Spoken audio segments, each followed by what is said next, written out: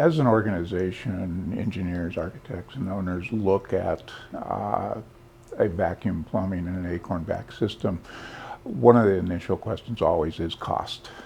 Is where does that cost number lie in comparison to a gravity plumbing system and this type of thing? And through the volumes of research and analysis over a number of projects over the last 8 to 9 years, what I've personally found is that cost is pretty much comparable, almost equal.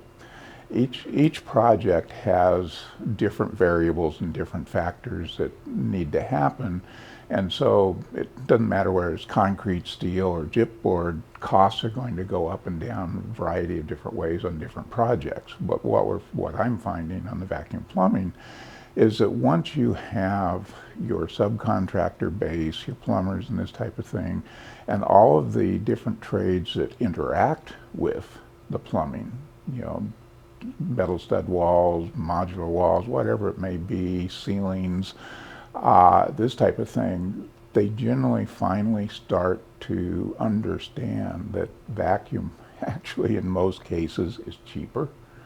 And now that's going to shock people, but it may look high at the initial stage when you do add in, the vacuum system, the collection tanks, and this type of thing. But once you get into the rest of the facility and the freedom it gives you in the end, the cost perspective is really marginal or minor compared to the fears that many will have. And so really the cost is purely a matter of mining down into all budget line items, not just the plumbing line item. And once you've done that, you will find that it is very comparable on the initial front end cost, and it actually is much cheaper on the remodel cost.